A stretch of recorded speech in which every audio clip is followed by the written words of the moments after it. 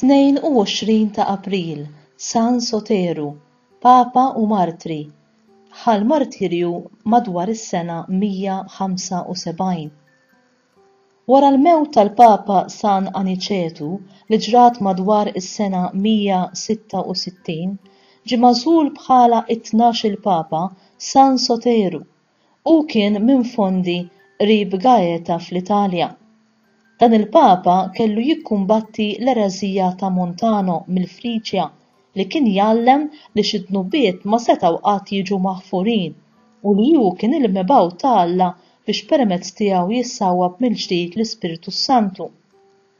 Lil San Soteru wkoll hu attribwit il-praċett tal-Għid li fih l-insara kollha barra dawk ħatja ta' xi dnubiet kbar kellhom jirċievu it-tqarbin f'ħamis ix-xirka. Ittra li l-Papa bagħat lill-Knisja ippersegwitata ta' Korintu b'xorti ħażina ma nstabitx, imma jeżistu biċċiet mit-tweġiba li l-Isqof ta' Korintu San Dionisju bagħat u fiha l-Isqof jirreferi għall-abbundanza li l-Papa bagħat lill-Qaddisin insara ta' Korintu u l-konsolazzjoni li hu bagħtilhom bil-kliem ta' faraġġ li hu bagħat bħala missier kullu mħabba għal uliedu. Ikompli jgħid, illum jum il-mulej, aħna qrajna l-ittra tiegħek u nixtiequ dejjem nerġgħu naqrawha u niġu imwissijin permezz tagħha bl-istess mod kif għamilna bl-ittra li kien bagħtilna il-Papa Klement. Il-Papa San Soteru jidher li miet wara 9 snin pontifikat fis-sena 175 fi żmien l-Imperatur Marku Awrelju.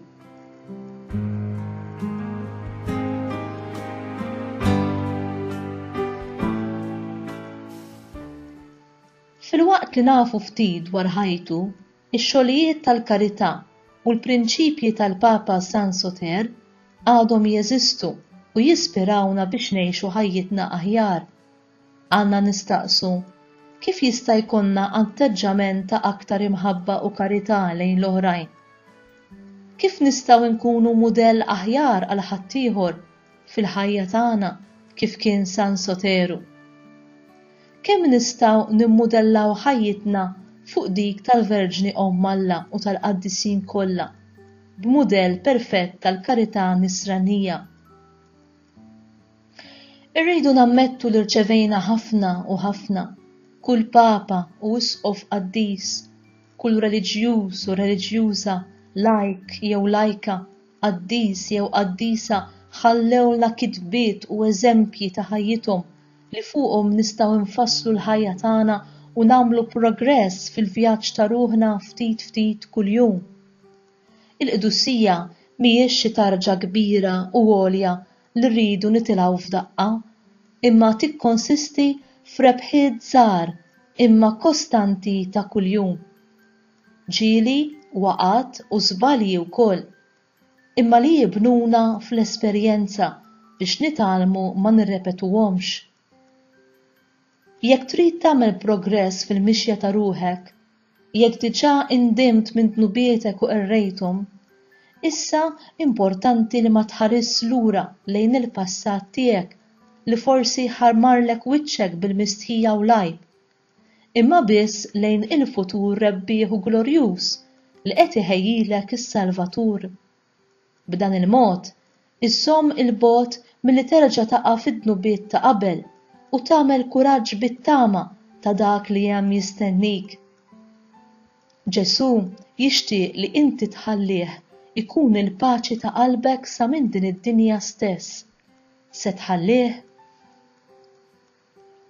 Punt importanti ieħor huwa li tikkonċentra fuqek innifsek u ma tqabbilx lilek innifsek ma' ħaddieħor.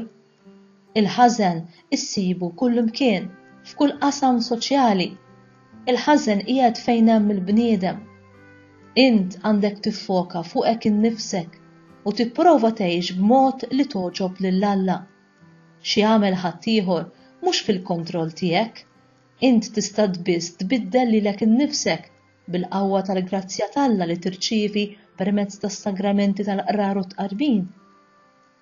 Jekk wieħed jittama li se jinbidlu l-oħrajn l-ewwel biex jinbidel hu jew hi x'aktarx se jmutu bil-pjena.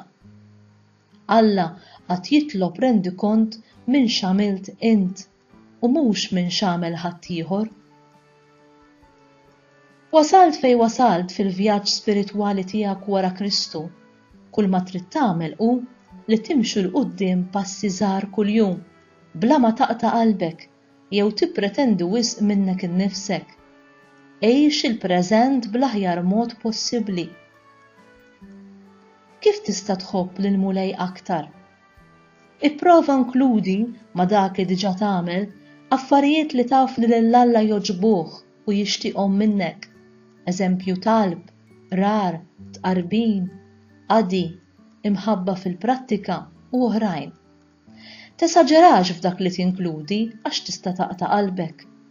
Żid ftit ftit u jekk hemm f'ħajtek xi jżommok milli tkun tajtu kollox, itolbu jurik u tassew jurik x'għad fadal tagħmel jew toffrilu. Int mbagħad għamel dan bil-ferħ filwaqt li tiftakar li qatt mhu se tasal tissupera il-ġenerożità tiegħu u tagħna kollox.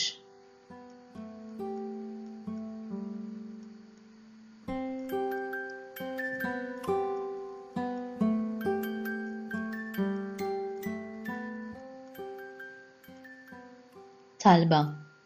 Mulej, il-Papa San Soteru ħadem bla qiegħda biex ikun mexxej tajjeb. Għamel il-qalb lin-nisara ippersegwitati kif ukoll iddefenda lill-poplu mill-ereżiji li jmorru kontra t-tagħlim veru li ġabilna Kristu. Għati lilna wkoll li naħdmu bil-ferħ fil-ħalqa tiegħek, nagħmlu kuraġġ lil xulxin u ngħixu skont it-tagħlim ta' Kristu u l-Knisja u niddefenduh bil-għaqal u bl-għerf tiegħek. Nitolbuk dan bi Kristu Sidna. Amen.